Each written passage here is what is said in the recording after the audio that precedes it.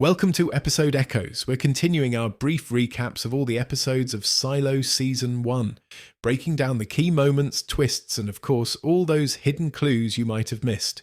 As always, if you have not caught up to the events of this episode yet, you can watch my brief reviews of the events of the previous episodes using the link above. And because this review will be describing key plot points, a spoiler alert is in place. Before we start, if you haven't already, please consider subscribing and ringing the bell to stay in the loop when we release new videos. Episode 6 opens at Douglas Trumbull's apartment, the guy responsible for Marn's death who Sims also killed in the last episode.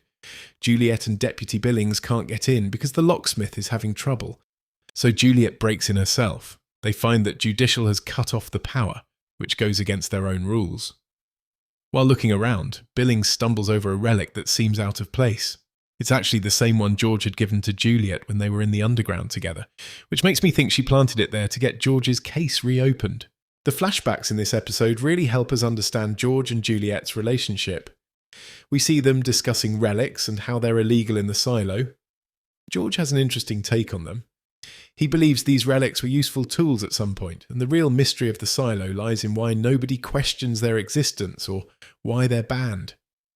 When Juliette worries about keeping illegal things that don't mean anything, George counters with, if these things don't mean anything, why are they banned? He gives her a watch to keep safe, the same one we've seen Juliette wearing throughout the show.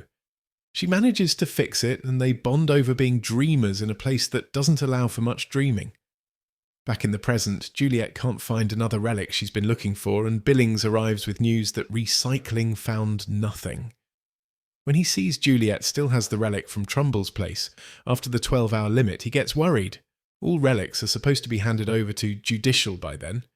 They head to Judicial to get Judge Meadows' approval. If you pay close attention to how the scene plays out, you'd immediately notice that Judge Meadow is not the one pulling the strings in Judicial. It is basically Sims talking over everyone and approving the investigation, mainly because it's Forgiveness Day, but because he also wants to keep track of Juliette. Juliette goes back to Patrick Kennedy, who has a history with relics, but doesn't want to get involved anymore as it cost him his family. He's helpful on this occasion with some persuasion, and points them to Regina Jackson, who used to be George's ex-girlfriend. Regina Jackson is another character in this show that's used in the same way as Gloria, the fertility advisor, to progress the feeling of dark mysteries in the silo. She does what ex-lovers do by trying to discredit George and make Juliette feel used in her relationship with George. According to Regina, George moved to mechanical because he wanted to understand more important questions. Juliette's meeting with Regina has her filled with doubts and questioning everything she knew about George, to the point of wanting to give up. It takes Martha to convince her that her perspective on George should never stop her from finding the truth, which was why she accepted the sheriff role in the first place. Bernard continues to surprise viewers with his chilling and unpredictable performance, this time taking Juliette's side when Sims accuses her of planting the evidence. We also get a bit more insight into Deputy Billings. He's not just a patsy for judiciary as touted, but he's actually a very brilliant deputy who Judiciary feel they could control because of his subservient personality, family values, and dedication to law and order. Juliette, on the other hand, is a wild card with little loyalties to the silo and authority. This is largely what Bernard tried to point out when he made a fuss about Juliette stealing a tape from Supply many years ago. She gains a blackmail card on Billings when she notices his shaky hands, a sign that he has a medical condition only known to the people of the silo as the syndrome. After that, we see a determined Juliette return to Regina's apartment. Regina turns on a fan to talk more privately, a nod to Gloria, who turns on the tap in the first episode to talk to Allison, clearly scared of someone she refers to as he. She reveals that Judicial was after George and that a hard drive led to his death. Regina gives Juliette one of George's most important possessions, a magazine with pictures of the outside world showing things like national forests, river rafting and beluga whales, all things silo people have never seen.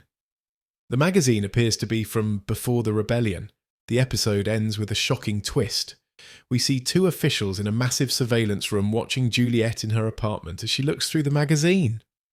It's interesting to note that their surveillance monitors are nothing like we've seen before on the show. It's also immediately apparent that no individual stands a chance against the deep state of the silo with surveillance on such a scale. The official decides to wake him up to see what they've just seen on their screens as well.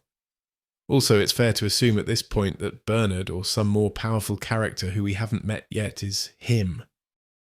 I hope you enjoyed this video. If you did, please consider giving the video a like and subscribing to Episode Echoes for more TV and movie reviews. I'm always interested in hearing your thoughts, so feel free to share your own take in the comments below. Thanks for watching, and I'll see you in the next one.